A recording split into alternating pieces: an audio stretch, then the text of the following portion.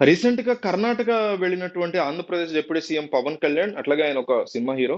ఆయన మాట్లాడినటువంటి మాటలు 'పుష్ప 2' సినిమాని అల్లు అర్జున్‌ని టార్గెట్ చేస్తూ ఆయన మాట్లాడారా? అల్లు అర్జున్ సినిమా ఏదైతే 'పుష్ప' ఉందో నేషనల్ అవార్డ్ విన్నింగ్ మూవీ. దాని గురించి ఆయన టార్గెటెడ్‌గా అల్లు అర్జున్‌ని అంటూ ఈ మధ్య కాలంలో ఇదివరకైతే ఏదైతే ఒక అడవిని కాపాడేటువంటి ఆఫీసర్‌ల పాత్రలు చేయటమే హీరోయిజం అనిపించుకునేది. ఈరోజు స్మగ్లర్‌ల పాత్రలు చేసేటువంటి సిట్యుయేషన్స్ ఈరోజు సినిమాలో వచ్చేసాయి అంటూ ఆయన చేసినటువంటి వ్యాఖ్యలు ఇప్పుడు ఏమైందంటే మామూలుగానే అల్లు అర్జున్ ఫ్యాన్స్ కి, పవన్ కళ్యాణ్ ఫ్యాన్స్ కి చాలా ఇష్యూస్ ఉన్నాయి. 'చెప్పను బ్రదర్' ఇన్సిడెంట్ నుంచి.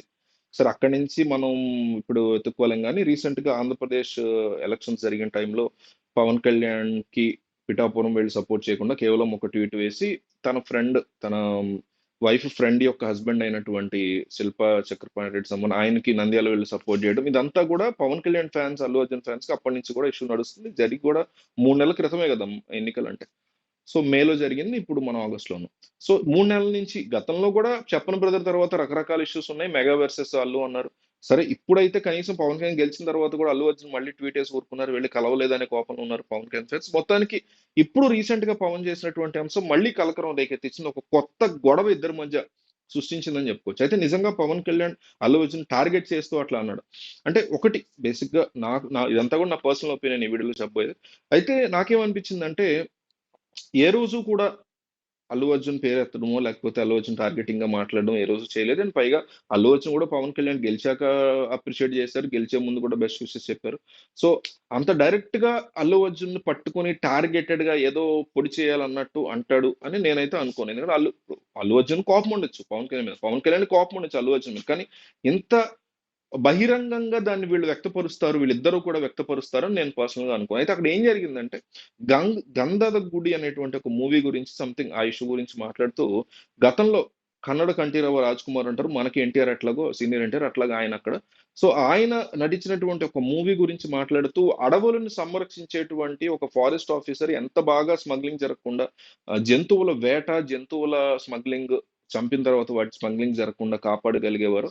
అలాంటి సినిమాలు చూస్తూ పెరిగాం మేము. కానీ ఇప్పుడు సినిమాలు స్మగ్లింగ్ చేసే వాళ్ళని హీరోలుగా చూపిస్తున్నాయని 100% ట్రూ. అది 'పుష్ప 2' అనే కాదు. ఎన్నో సినిమాలు కర్ణాటకలో కూడా ఆహ్, మన శాండల్‌వుడ్‌లో కూడా సినిమాలున్నాయి దాని మీద. సో, దాన్ని మనం కంప్లీట్‌గా అల్లు అర్జున్ అనడం కాదు. పైగా పవన్ కళ్యాణ్ అన్నది పూర్తిగా విన్నట్లేరు చాలా మంది. నేనేమన్నానంటే, నేను కూడా అట్లాంటి సినిమాలు చేసినటువంటి సిట్యుయేషన్ ఉంది. నేను కూడా అదే ఇండస్ట్రీలో I'm a part of that kind of cinema industry.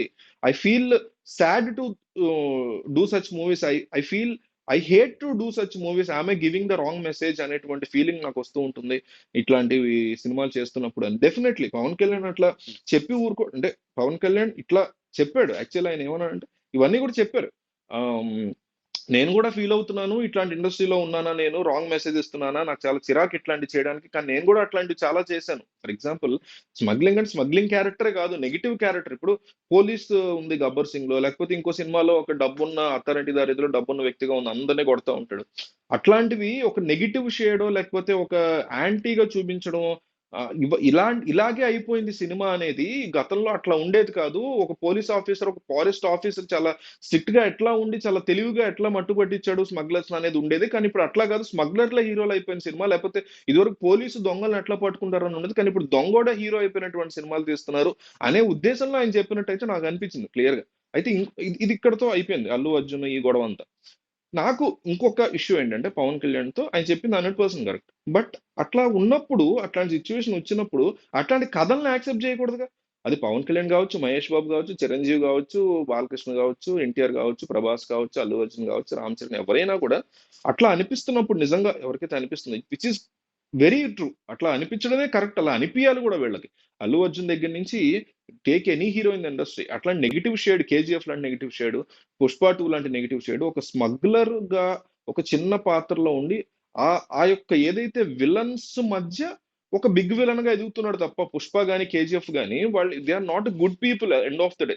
వాళ్ళు వాళ్ళ తాలూకా వాళ్ళకేవో డబ్బులు ఇచ్చారో లేకపోతే ఇల్లు కట్టించారో అని వాళ్ళు దేవుళ్ళు అయిపోరు కదా. So end of the day they are taking government into hands. అసలు 'కేజీఎఫ్' లో అయితే ప్రభుత్వాన్నే చేతిలో తీసుకుంటాడు. మరి 'పుష్ప 2' లో ఇంకేం చేస్తాడో మనకు తెలియదు. సో పవన్ కళ్యాణ్ కూడా ఇంతే.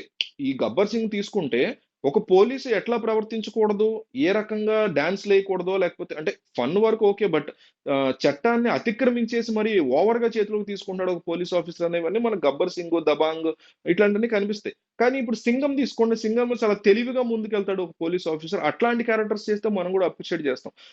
ఈయనకి I hate to do such characters అని చెప్పడం, మళ్ళీ రాంగ్ మెసేజ్ ఇస్తున్నానేమో అని అనిపిస్తోందని చెప్పడం, మళ్ళీ రాంగ్ మెసేజ్ ఇస్తున్నారు కదా ఆయన. అది మానుకోవాలి ఆ రకమైనటువంటిది. ఇప్పుడు 'వకీల్ సాబ్' ఉంది. 'Vakeel Saab' is a very good movie.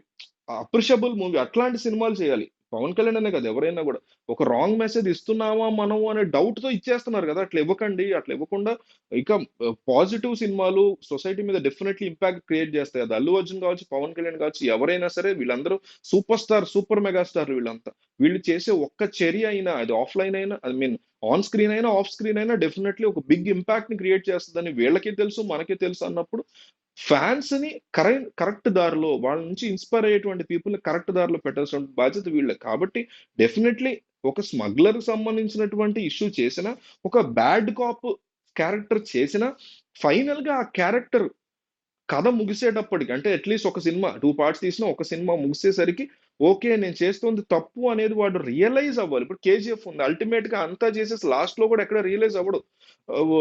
ఆ సముద్రంలోకి దేనికో ఎళ్ళిపోతాడు. సరే థర్డ్ పార్ట్ ఉందో లేదో తర్వాత విషయం.